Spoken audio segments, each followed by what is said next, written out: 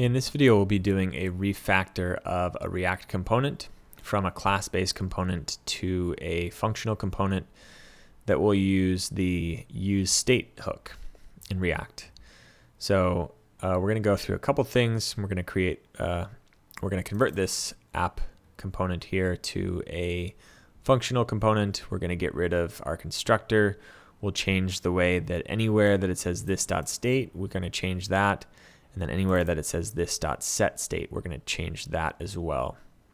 This application is kind of hacked together. It's a little jumbled, so we can ignore the structure of it, but we can see the process that we'll go through as you convert a component in React from a class-based component to a functional component that will use UseState Hook. So first off, from our import statement, we want to import both React and we want to import whatever hooks that we're using. So here we want to use UseState, and we will import that, and it's not being used yet, but we're going to use it in a couple seconds. So first off, we will convert this straight up from a class called app to a function expression here that's going to be called app.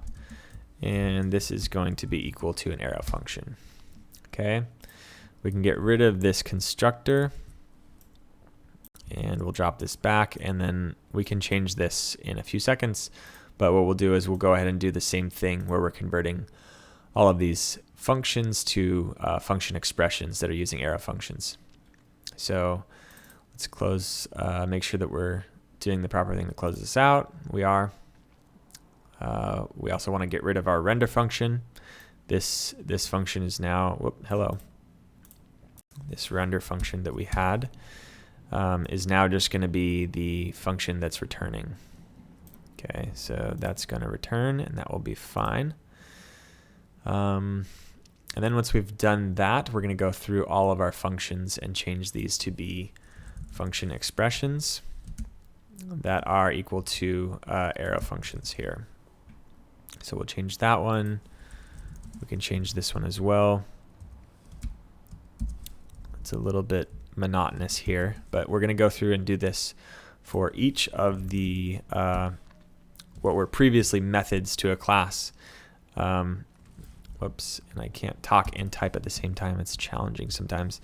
But these were previously methods to a class, but now these are going to be function expressions. So we'll breeze through the rest of these, and then we can continue from there.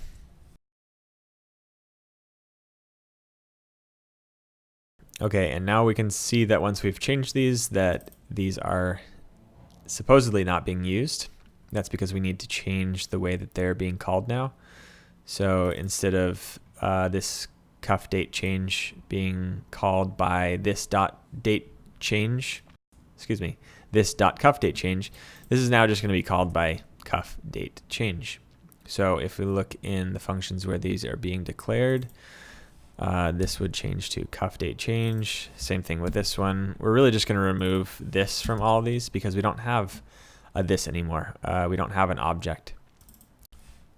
We don't have a class. We now just have a function where these functions are being called within.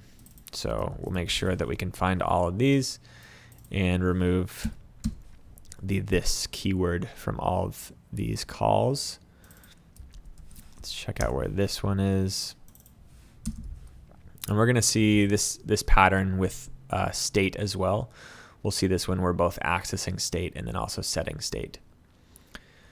Okay, so it looks like all references to this in regards to functions are now fixed.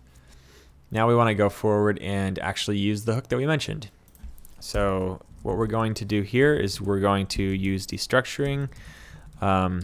That's what's done when you have UseState, the UseState hook. And basically what we'll do is we're going to destructure this to have our getter and then our setter.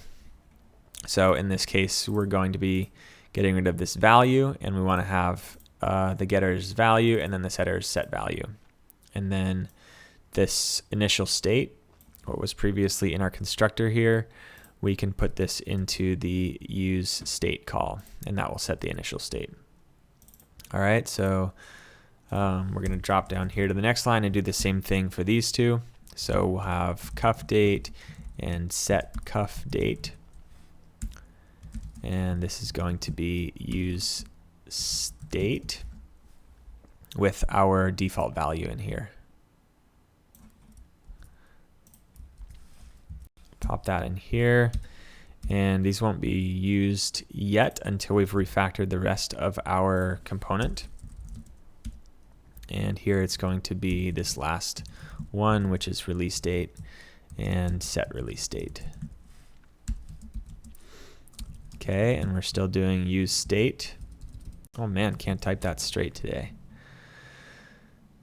And this will be our default state there. Okay, so then that means we can get rid of all of this. So that one is gone now. So now we need to start using these. So this value, we're going to put this in anywhere where there used to be this dot state dot value. Okay, same thing with cuff date, same thing with release date. So now what we can do is we can search for this dot state dot, and we can honestly just replace this with nothing. Okay, because we're using the same variable name, and we can go ahead and remove that and that and that. So there are a couple more of these, and get rid of all those. So now when we go back up here, we can see that these values are now being used. They're not unused. So now we'll do this same thing or something similar for all of these setters that we have here. So this set value is going to replace anywhere that we have, or really what we want to do is look for this dot set state. And we only have 3 occurrences of this, but what we're going to do is replace each of these with these setter functions. So this one is going to be our set value, and we're going to change this one to set value, and it's going to be value set cuff date here. This cuff date.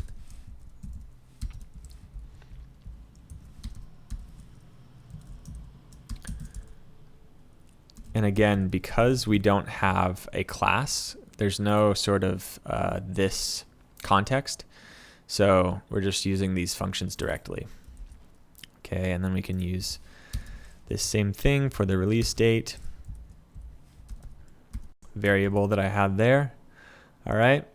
And now that we have these items in here, what I was doing was I was passing in a variable, which this is going to be the updated version, but now there's kind of this this overlap between these variable names.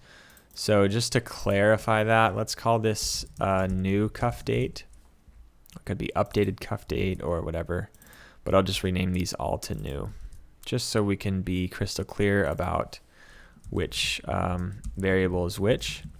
So same thing here. I don't want to be setting the state to the exact same state that it just was, right? So if I was going to set value to value, then there could be some confusion here. Let's just make sure we're crystal clear. And this is going to be the new value, which is going to be passed in from a different function.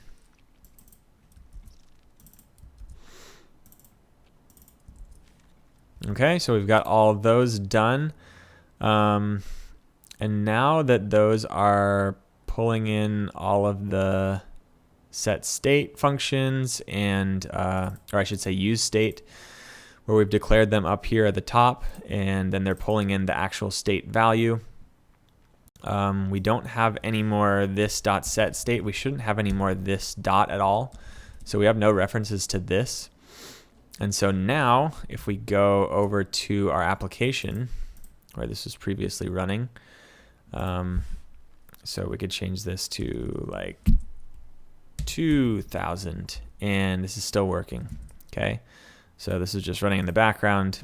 It compiled successfully, and we can see that it's still doing exactly what it should be, which, just very briefly, it checks what date you started at a job, what date your benefits are vesting, and then it checks how much your benefits are worth.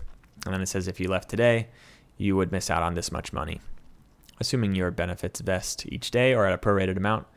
But anyway, state is persisted in here, and it's maintained now by these new React hooks, actually just this one React hook, which is UseState. So this is how to refactor a class-based component to be a functional component that now is going to use the UseState React hook.